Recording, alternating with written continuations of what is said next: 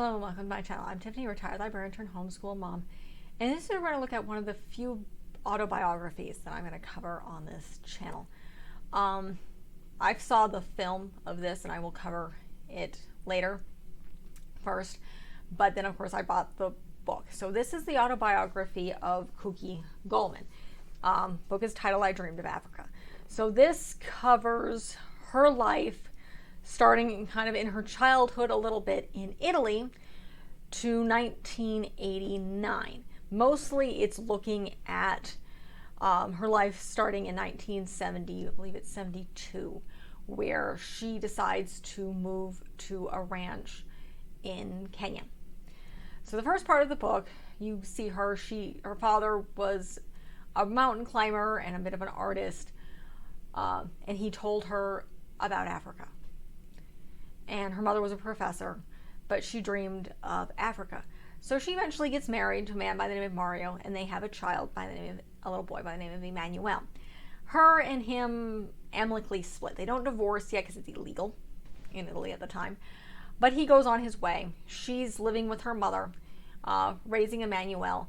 She goes out one night with friends, including a man by the name of Paulo, who him and his wife, they have two daughters. They had been living in Africa and came back to Italy. Well, on their way from, I believe, the restaurant, basically they've left where they were originally at, I think, in a restaurant, and going out either for drinks or dancing or something of the sort. And they get in a car accident where Paulo's wife dies. Kuki is severely injured. Her leg is shattered. And Paulo was injured, but he's okay. So he comes to visit her in the hospital. They become friends. They become closer friends because they were kind of acquaintances at the time. And she loved listening to him talk about Africa. His brother had died. I think he had been killed by a rhino in Africa, and so they had come back. And he's now a widower. His daughter's, I think, middle school, high school age at this point. Emmanuel is much younger. He's elementary school age. He's young. So Paulo starts bonding with Emmanuel. He starts bonding with Kuki. They take their kids and start periodically vacationing in Kenya. So it gets to the early 70s and Kuki talks to Paulo about switching rather than vacationing in Kenya and living in Italy to go and move in Kenya. So in order to do this, however, she realizes that she has to fix her leg because it healed, but it's shorter than her other leg. So she goes through surgery to lengthen her leg again, so essentially she can walk normally again. Because right now I think she's using a cane. So she does that. Her and Paulo get married because they hadn't been before. They didn't really see a point. They'd both been married. She was finally able to divorce because it became legal. So they get married because Kenya is still very English at this time. So it would be easier for them to move through society if they were married. So they get married. They originally decide not to have children because they both already have kids. So they take their 3 kids, move to Kenya. They eventually purchase Olanero. I'm butchering that name. I will put it in the description. So this cattle ranch, around close to on the edge of the Great Rift Valley in northern Kenya. So she ends up both having to learn English and Swahili. She spends a lot of time alone on this ranch running things. Emmanuel and both the girls are in boarding school because that's just essentially what they need to do. They can't have tutors or anything on the ranch. They're in the middle of nowhere. So they live out their lives. Chronicles her and Paulo's lives, Emmanuel growing up. And when he hits about 13, now one of the things that I mentioned that's in the book, Silent Mile Ring, she sees Mario one more time. He shows up having met Paulo's youngest daughter, and they actually end up getting married. So her ex-husband marries her stepdaughter, but then they never see him again. I mean, they just kind of disappear because right around the time, and this is kind of crucial part of the book, Paulo starts having dreams and talking to her, wanting to leave something of them, the two of them, behind, because she gets the feeling that he thinks he's going to die. So he convinces her to have a baby. She gets pregnant, And when she's very, very pregnant, he's convinced she's going to have a girl, and he gives a name. And he ends up going away on, I think, a hunting trip or something, and is killed. And I think at this point, Emmanuel's about 13, 14 years old. So, and the other thing that's kind of important, you see this story, before he dies, he brings home and hangs above their bed a ostrich egg, a giant ostrich egg, and he says, don't open this. And obviously, at least until you know it's right. So he dies. She's heavily pregnant. They bury him on the ranch. In fact, I think I'm going to pull this up. Paulo. So, 171. The first funeral.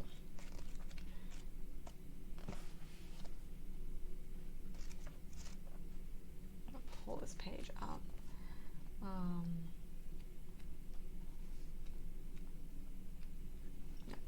Missing page. One page I'm trying to go to here. When Paulo dies, because I think she writes something that's absolutely, utterly beautiful. 121. This book is very, very long. Middle school would be the youngest I would recommend.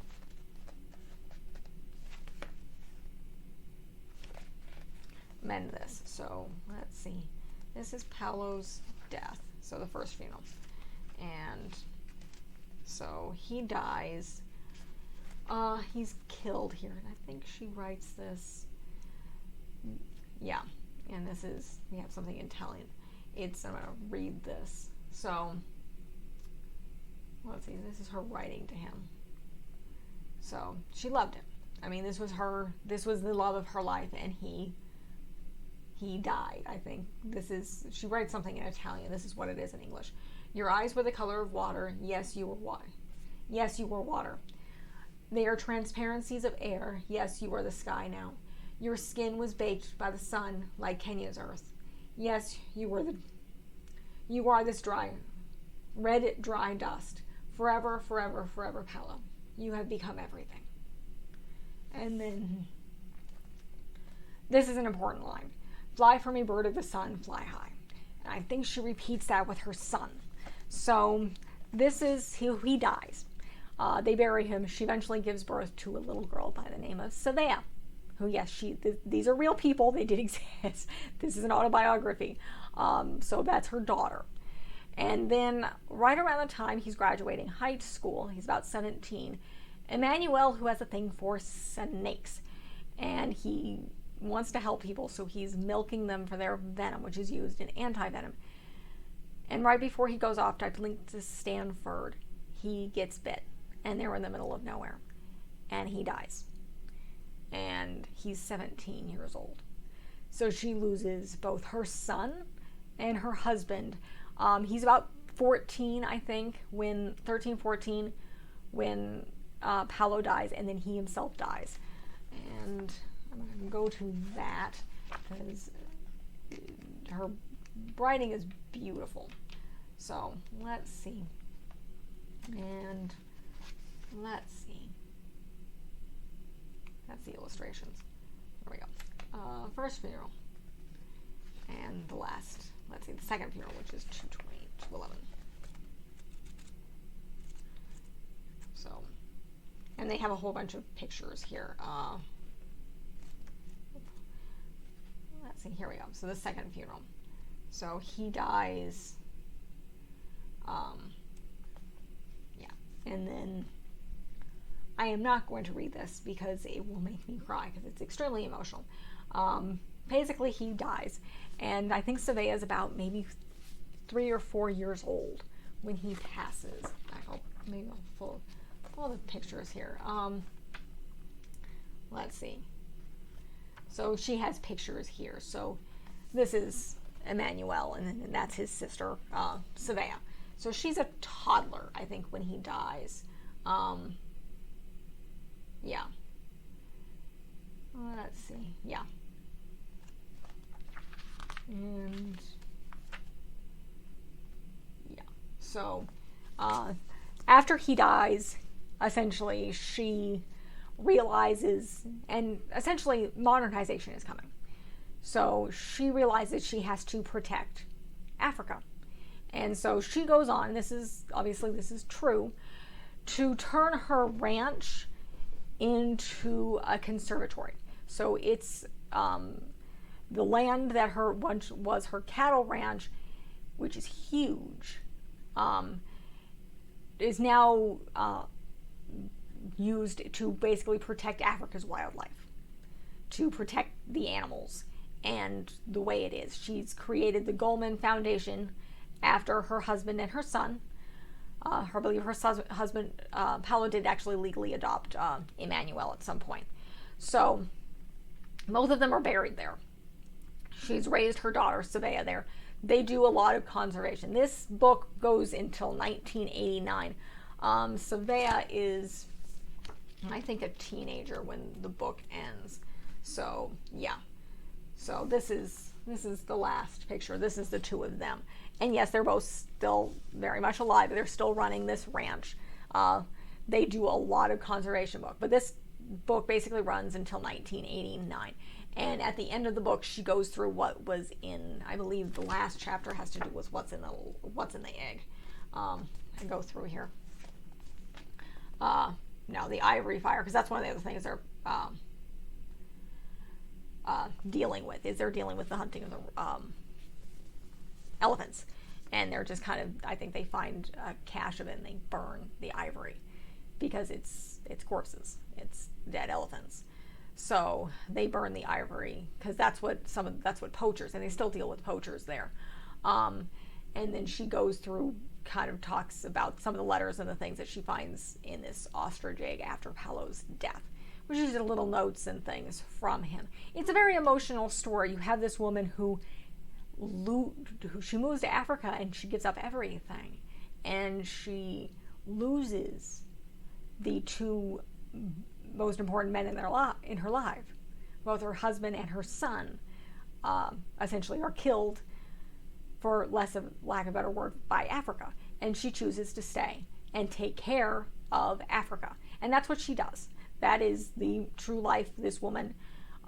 This is obviously, this is the film cover. When they create the film, they have a tendency to do the book covers. So that's what this is. It's Kim Basinger, and I can't remember the name of the actor. I will cover the film. That's what I saw first. But it's an amazing book. If you're doing particularly middle school, high school, if you're doing units on Africa or wildlife preservation, this is a great book to read. But again, youngest is middle school, because you do have some of the interesting relationships. Mario and one of Paulo's daughters, they talk about Kuki. She talks about her surgery. This is very much the story of her life, and plus you have those two deaths of both her husband and her son. And it's very, very emotional. So youngest would be probably around 10 or 11, and that's pushing it, depending on your child's maturity. It's an amazing book. I really do recommend it. If you're looking at Africa, if you're looking at the evolution of trying to protect the wild areas of this thing, definitely look up her. The Wikipedia page does not do justice whatsoever. In fact, it doesn't really mention much of anything. It doesn't mention Paulo's daughters at all. The book goes into far more detail. It's very, very good. It's very well written. She has chosen, she was originally written in English, which is her second or third language. I think it's her second language, because she also speaks Swahili, because she's been a Kenyan citizen for a very long time. So it's an amazing book. It's an amazing story. This woman has done some amazing things as she works, because she's a landowner. She's working to protect Africa, and she's done a lot of stuff trying to bring peace and preserve the culture of the African people in Kenya and bring it back, because she loves Africa. She's been a Kenyan citizen for a long time. This has become her home. She hasn't really lived obviously in Italy since the 70s. And her daughter does the same. They have their foundation. The ranch is now I think La Pica Conservatory is what it's called. So this is an autobiography. She has a couple of other books that she's written. Let's see. Let me get in here. She wrote, I haven't written them. This was her first. This is her autobiography. Her other books are African Nights, something that's written in Italian that I can't pronounce. Night of the Lions, and again, something else I can't pronounce because it's in Italian. So, but this is in itself fantastic. It's an absolutely amazing book. The film is done well. I will cover that as well because I saw that first. Obviously, they cut out a bunch of stuff, including pretty much Paulo's daughters. But I'll get into that. Highly recommend. Youngest, again, is middle school. It's a very long book. This is not an easy read. It goes through 311 pages. So even though there's also some inserts here of, obviously, you have Kuki and her daughter, Sevia. I'm probably mispronouncing this name. This doesn't give me a date of this, but I'm pretty sure her daughter was born in the 80s. Obviously, because she moved there in 72. So you have various pictures of her and their dogs, and I believe that's her with a rhino. Airplanes, and this looks like this is the Ivory Fiery. And you see, I mean, there's quite a few different relationships she has with people in Africa, and it gives you a good sense of what it's like to live in the middle of nowhere in Africa, and then learning to deal with the wildlife, to deal with the native people who are already living there, and trying to survive, and what she does to preserve it. So, an absolutely, utterly amazing book, wonderful autobiography, amazing woman. I mean, she goes through a lot and has come out very much on top, protecting Africa and what she can of this land and the people that she loves, and protecting the animals and the trees and the birds. I mean, if you look this up, the land has all sorts of awards. It's a protected land. They're still working on dealing with poachers. They have fences on 2 walls, but there are people still breaking in and trying to kill the animals and poach and cause problems, because the black market and ivory that apparently is still being obsessed with, which is illegal in pretty much most countries. So, fantastic book. That's really it for this review. I highly recommend. I will link it in the description. If you're covering Africa, if you're looking at animal conservatories, if you're looking for a real good look at what that looked like starting in the 70s on into present day. Again, this book ends in 1989, but her work is ongoing, so you can add that to your study of this. And it talks about the wildlife and the dangers and stuff like that, as well as her amazing life. So that's really it for this review. I absolutely adore this book, and I adore the film, so I will cover that as well. It's really well done. It gives you a very good sense. It's also filmed in part at the ranch. So that's really it for this review. If you like what you see, I have a bunch of other film reviews. I do cover a lot more younger kids stuff as well. I cover other film reviews. I do a sprinkling of kids travel stuff, as well as some secular, non-religious homeschooling stuff here and there. So if you like what you see, like and subscribe. I have a whole bunch of stuff done previously. I have a whole bunch of stuff planned. There's already a ton of videos on this channel. So check out what I have to offer, and like and subscribe to see more. Thank you.